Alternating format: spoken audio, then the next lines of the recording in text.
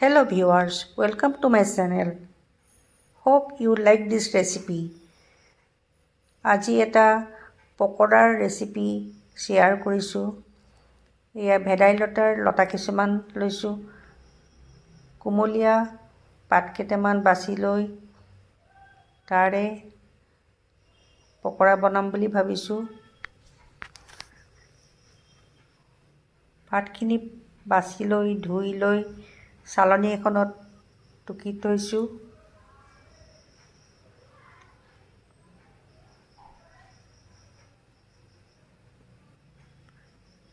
এটা আলু চফা কৰি পিহনাত পিহি লৈছোঁ।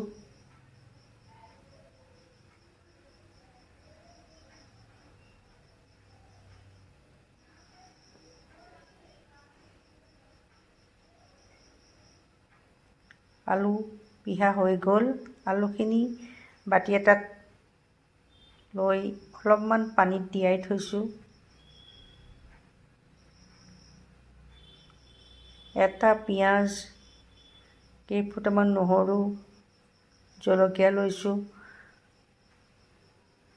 আদা থাকিলে আদাও দিব পাৰি।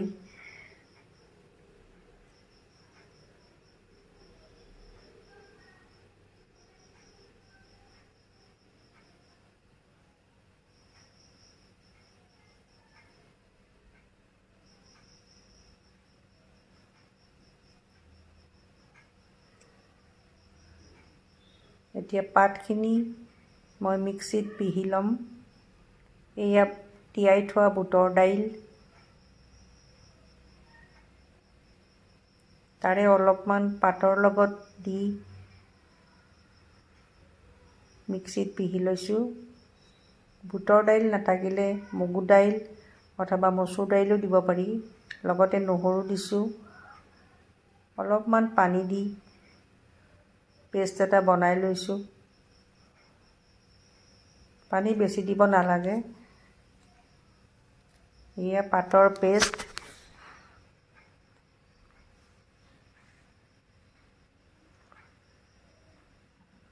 সকলোখিনি পাত মই পিহি লৈছোঁ।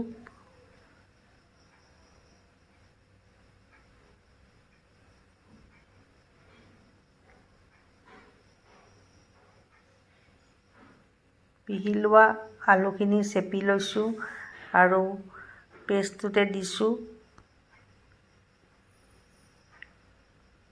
পিঁয়াজ কুটা, জলকীয়া, নিমখ, এয়া মছলা, জিৰা আৰু ধনিয়াৰ গুড়ি একেলগে দিছোঁ। বেচন কেইচামুচমান দি পেষ্টটো বনাই লৈছোঁ। অকণমান তেল দিছোঁ। তেল দিলে বেকিং পাউডাৰ নিদিলেও হ'ব।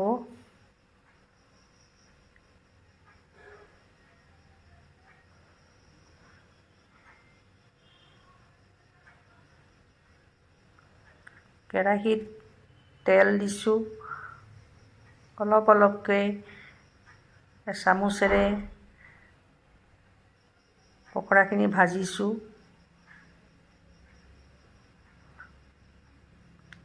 জুইটো মিডিয়াম ফ্লেমত ৰাখিব।